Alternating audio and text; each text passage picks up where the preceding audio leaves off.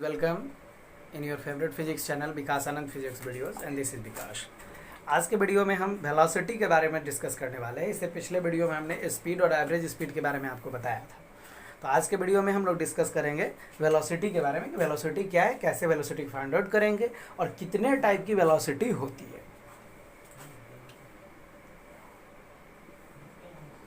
Velocity Hindi में इसे प्रायः वेग कहते हैं।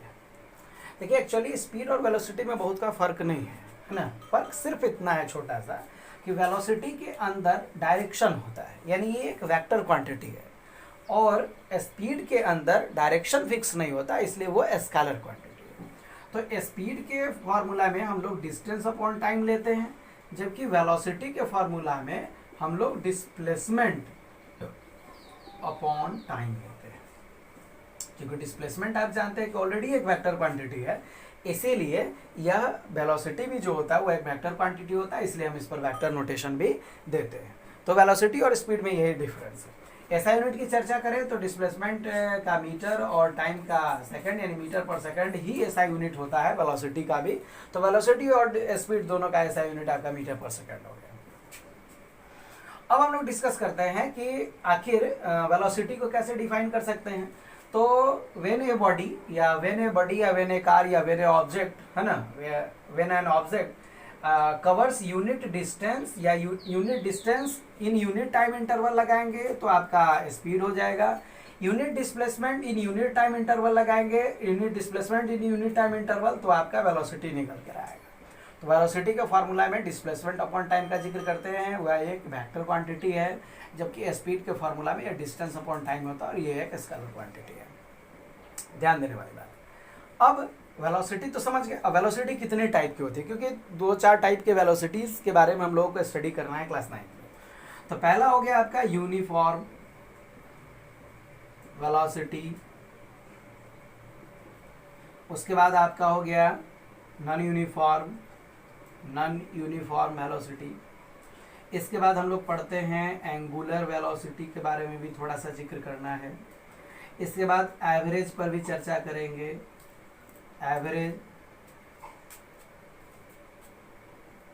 एवरेज वेलोसिटी आपका हो गया। तो uniform, non uniform, angular, average, और एक आखिरी हम चर्चा करेंगे इंस्टेंटेनियस वेलोसिटी पर। यूनिफॉर्म, नॉन यूनिफॉर्म को पहले देखेंगे, फिर इंस्टेंटेनियस देखेंगे, एंगुलर देखेंगे और एवरेज देखेंगे। तो सबसे पहले आप 1 मिनट के लिए वीडियो पॉज करें और वीडियो पॉज करके आप स्पीड, डिस्टेंस इत्यादि के फार्मूला वगैरह और कुछ जो पॉइंट्स मैंने बताए हैं स्पेशल फैक्टर्स, उसको आप नोट कर लें और ये टाइप्स नोट कर लें, क्योंकि इसके बाद अभी ही इसी वीडियो में हम आपको बताने जा रहे हैं। पहले कुछ ग्राफ के बारे में बताएंगे और फिर इन सब के बारे में एक एक करके बताएंगे। तो वीडियो पॉज करें और उसे नोट कर लें। ओके गाइस, तो अभी हमने आपको बताया कि मैं ग्राफ के बारे में आपको बताने जा रहा हूँ। अब ग्राफ क्या है इसको समझिए। जैसे ग्राफ क्या है कि यह किसी भी चीज़ को, फिजिकल क्वांटिटी को, 2 फिजिकल क्वांटिटी को रिप्रेजेंट करने का एक तरीका है। आप किसी भी चीज़ का ग्राफ देखते होंगे, जनरली आपने क्रिकेट वगैरह के मैचेस में 2 टीम के स्कोरों के बीच ग्राफ देखा होगा कि एक टीम ने कितने ओवर में कितने रन्स बनाए। फिर आप ग्राफ के ऊपर नीचे होते हुए बहुत तरह के ग्राफ्स आपने देखे होंगे। मैथ्स में भी आपने स्टैटिक्स चैप्टर में ग्राफ को देखा होगा। तो ग्राफ से हम लोग 2 चीज़ों के बारे में, 2 वेरिएबल्स को रिप्रेजेंट करने का जो मीडियम है वो ग्राफ होता है। ऐसे भी कह सकते हैं the pictorial representation of 2 correlated variables called graph. Graph में 2 एक्सिस जनरली होते हैं, एक्स एक्सिस और वाई एक्सिस। ये एक्स एक्सिस हो गया, ये वाई एक्सिस हो गया। एक्स एक्सिस पर हम लोग, अभी मैंने चर्चा किया कि 2 वेरिएबल्स होने चाहिए, 2 कोरिलेटेड वेरिएबल्स के बीच ही ग्राफ खींचा जा सकता है। तो 2 कोरिलेटेड वेरिएबल्स की जब चर्चा होगी तो इसमें 2 वेरिएबल है, तो एक वेरिएबल इंडिपेंडेंट होता है जबकि दूसरा वेरिएबल डिपेंडेंट होता है। तो जो इंडिपेंडेंट वेरिएबल्स होते हैं उसको हम लोग एक्स एक्सिस पर लेते हैं, इंडिपेंडेंट को हम लोग कहाँ लेंगे, एक्स एक्सिस पर। उसी तरीके से हम लोग डिपेंडेंट जो वेरिएबल होंगे उसे हम कहाँ लेंगे, वाई एक्सिस पर लेते हैं। तो ये हो गया ग्राफ। अब ग्राफ बताने के पीछे हमारा रीजन है कि अभी जो हम वेलोसिटी की चर्चा करने जा रहे हैं उसमें इस ग्राफ की अहम भूमिका होगी, है ना। बहुत जरूरी होगा, इंपॉर्टेंट होगा, आपको ग्राफ के द्वारा ही उसको समझाया जाएगा, इसलिए मैंने आपको ग्राफ के बारे में बताया है। तो ग्राफ के बारे में ये आपको जानना जरूरी है कि 2 रिलेटेड वेरिएबल्स के बीच ही ग्राफ खींची जाती है। एक्स एक्सिस और वाई एक्सिस पर लेकर हम एक ग्राफ खींचेंगे। थ्री डायमेंशनल ग्राफ को तो इस पर दिखाया नहीं जा सकता एक्स एक्सिस, वाई एक्सिस और जेड एक्सिस के ग्राफ को।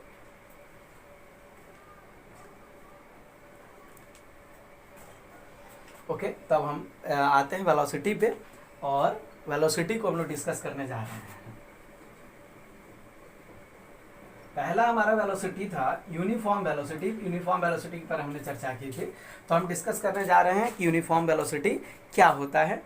तो देखिए, हम लोग क्या करते हैं कि एक तरफ हुआ डिस्प्लेसमेंट, और मीटर में रखेंगे डिस्प्लेसमेंट को, और एक तरफ हम टाइम को रखेंगे।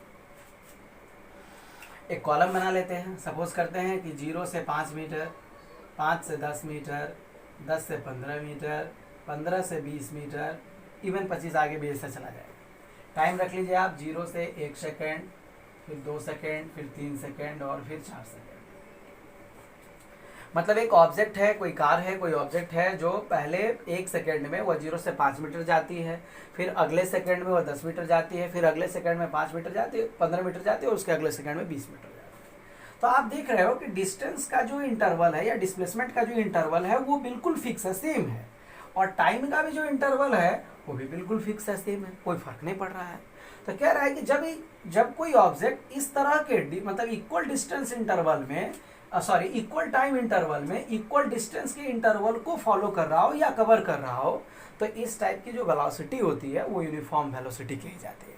यानी when any object covers equal displacement in equal time interval, then we called the object is in या the object having uniform velocity. अब रही बात कि इसको यूनिफॉर्म वेलोसिटी को ग्राफ पर कैसे रिप्रेजेंट करें, क्योंकि ग्राफ से भी क्वेश्चंस आते हैं वेलोसिटी में। तो हम लोग ग्राफ बनाते हैं, X axis, Y axis. X axis पर हमेशा हम लोगों को टाइम लेना चाहिए क्योंकि टाइम इंडिपेंडेंट होता है, और इस पर हम लोग डिस्टेंस या डिस्प्लेसमेंट लेना चाहेंगे। इसको आप यूनिट बना लीजिए, यहाँ 0 मान लीजिए, 1 सेकेंड, 2 सेकेंड, 3 सेकेंड, 4 सेकेंड और 5 सेकेंड मैंने बनाया। यहाँ 5 मीटर, 10 मीटर, 15 मीटर, 20 मीटर और 25 मीटर हमने लिया।